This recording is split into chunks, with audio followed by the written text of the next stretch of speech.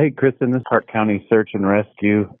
Just giving you a call. John has called and says that your GPS hasn't moved in a while and he hasn't heard from you.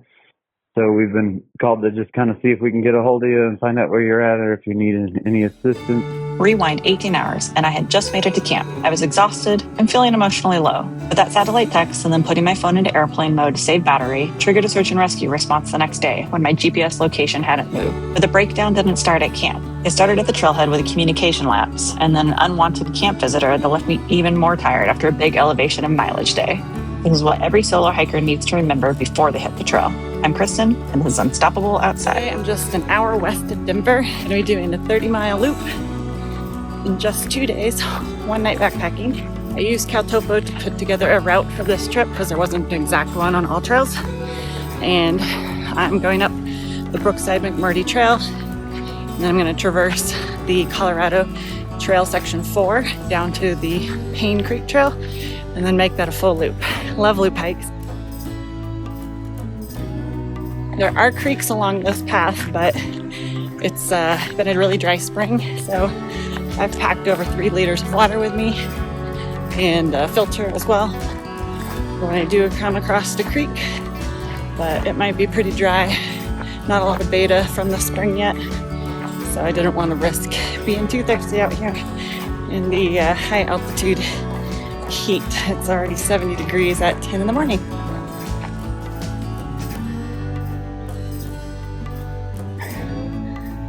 While I don't typically bring 2 hiking poles because I have bad shoulders and like to alternate, hiking poles do help to keep your hands up. They don't get as much swelling, so since I didn't bring poles, I'm gonna just have to be mindful about that since I'm up at elevation. I feel like I already can feel it, so typically I'll hook my thumbs on my strap here or put it on the waist. It gets uncomfortable after a while, but just that swelling sausage fingers is not exactly the funnest to deal with, so there's some ways to mitigate, as well as staying hydrated but not overdoing the salt in your electrolytes, because you can also have too much salt, which creates swelling too, so it's always a little fine balance.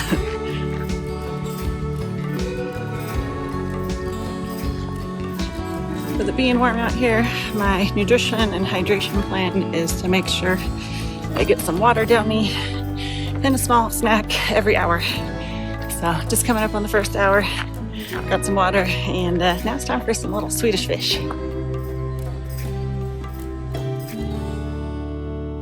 We've reached the official Lost Creek Wilderness, and 3 permits are required to fill out, so I'm going to do that real quick, and then we'll keep going. Just kidding, none in here. Now I have proof in case someone asks. That's too bad. This area is known for bears, moose, and cougars, so I've got my bear spray here in my side pocket, really fast to draw it out, unclip it, and use it.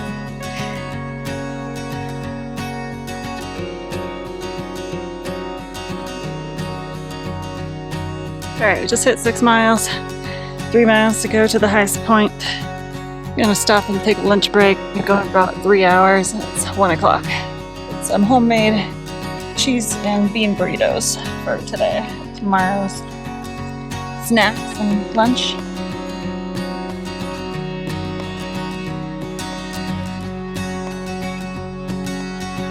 Pretty good. There's some Chipotle Cholula sauce on there. Primo. Definitely a little sluggish today. Hopefully that will give me a little boost to keep going, because I still need to get at least 14 miles done today to be halfway, so that tomorrow's the same amount of miles at a minimum. We'll definitely go a little bit further if there's some opportunities for campsites down the Colorado Trail, so that tomorrow's even a shorter day. So let's keep pushing on. It's only like 1:20, so still a lot of day left. Sunset isn't until like 8:25, so we'll take advantage of that. Okay, onward.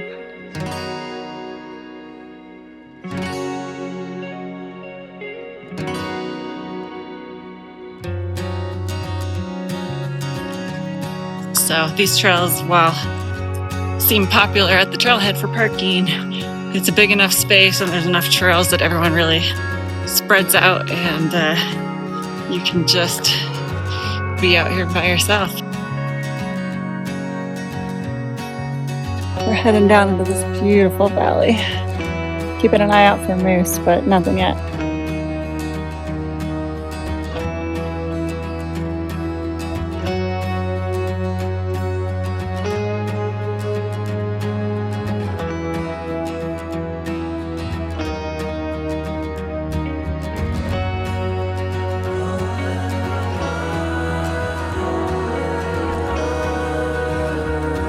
Just about at the high point of the trail at 11:06 and a little over 10 miles.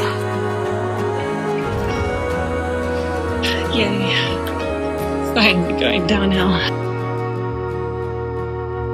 I'm very happy with my fitness and enjoying, even though I don't feel like amazing today, really enjoying being out here. It's really beautiful. Temperature is perfect.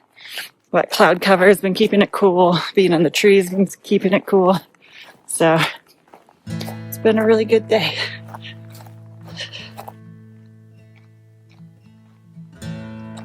I have made it to the Colorado Trail. All right.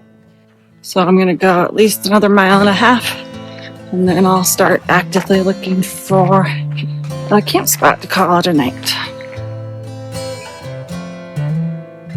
Okay, I think I have found my camp spot. I'm at 14.4 miles. It's next to a little stream. And yeah, right off the trail. And looks nice and flat. Home sweet home for the night.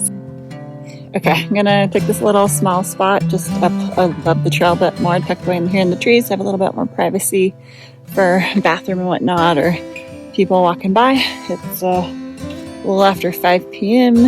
and yeah, it's been really nice to get off these feet and make a solid dinner.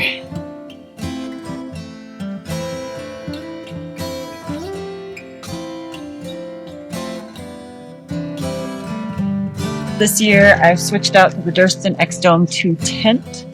It weighs around 3 pounds, maybe a little bit more with the Tyvek custom ground mat that I got for it. But that gives me this whole vestibule space here at my feet that is covered, so it gives me more space to spread out. Plus, this inside has plenty of space for me to have all my stuff as well, and massive headroom to sit up very comfortably in this tent on both sides, so I can always adjust where I want to sit.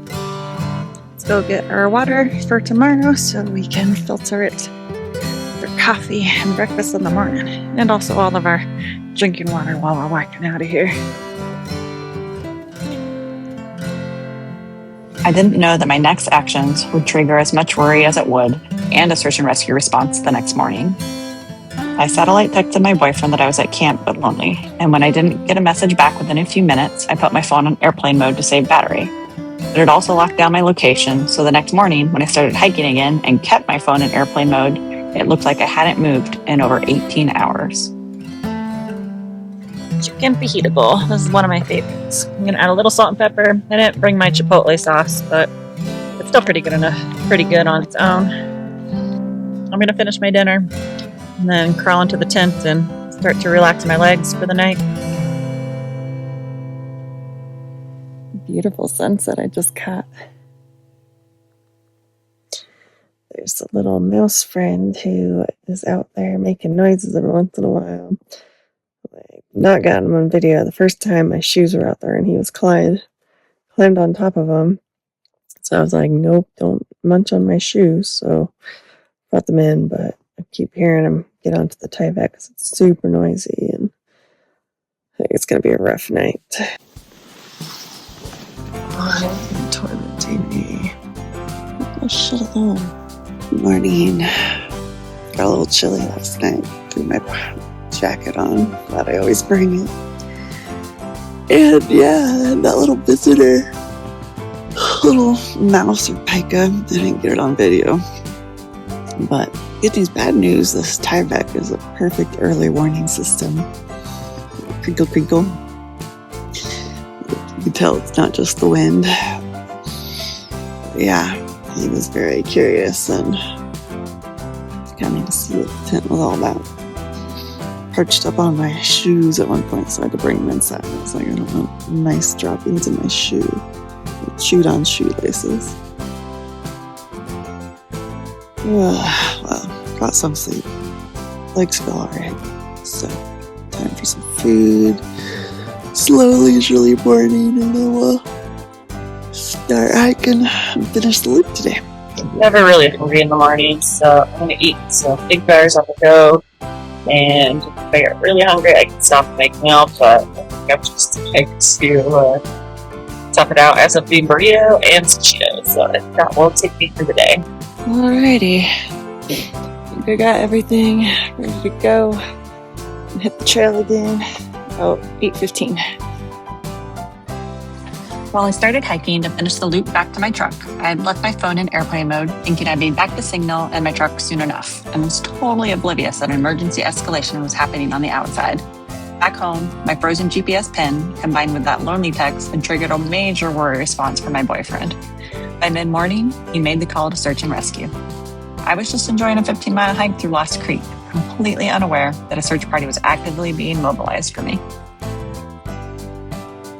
Made it to the turnoff for Payne Creek, so a little after 5 miles, so probably 8 or 9 miles back to the truck from here.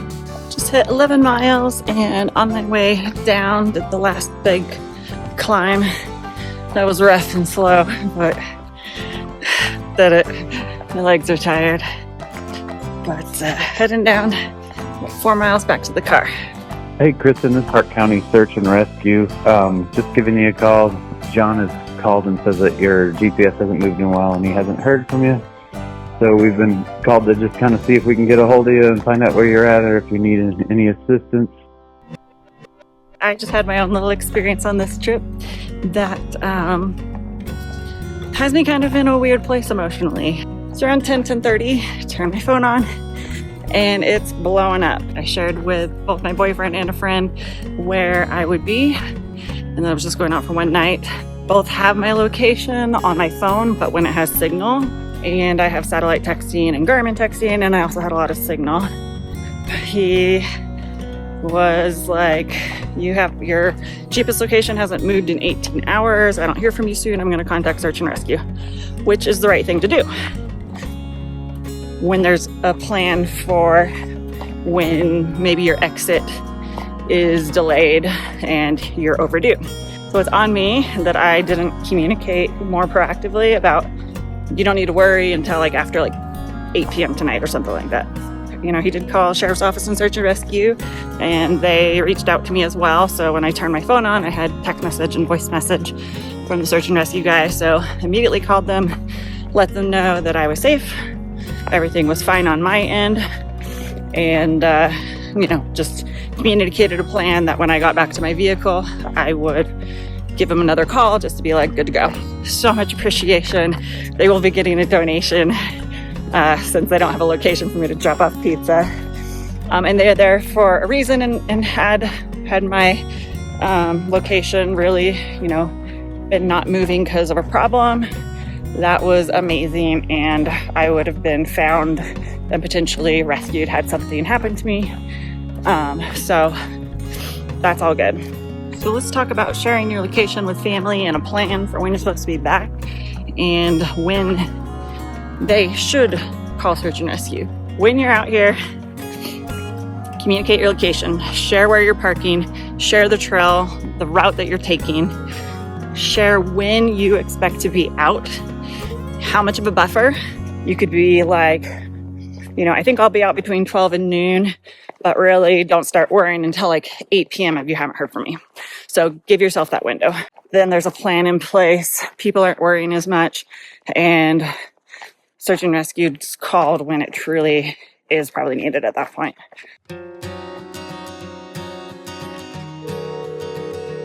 Just wanted to let you know I got back to my truck safe and sound. Yeah, noted to self to not be so lazy about reminding about the exit time. I've been thinking for the last 4 hours. I was So, but I really appreciate you guys. This was really hard to share. There's a lot of shame that I dealt with in what happened. So as I messaged my loved ones that I was back to my truck safe and sound, I want to reiterate how much I appreciate that my boyfriend acted out of love and search and rescue never gave it any grief, and that's what they're there for in case something had happened, which I have experienced in the past, and they saved my life. I made a donation to the Park County Search and Rescue, and if you use the trails, please donate to your local SAR group as well. Until next time, stay safe, stay unstoppable, and I'll see you outside.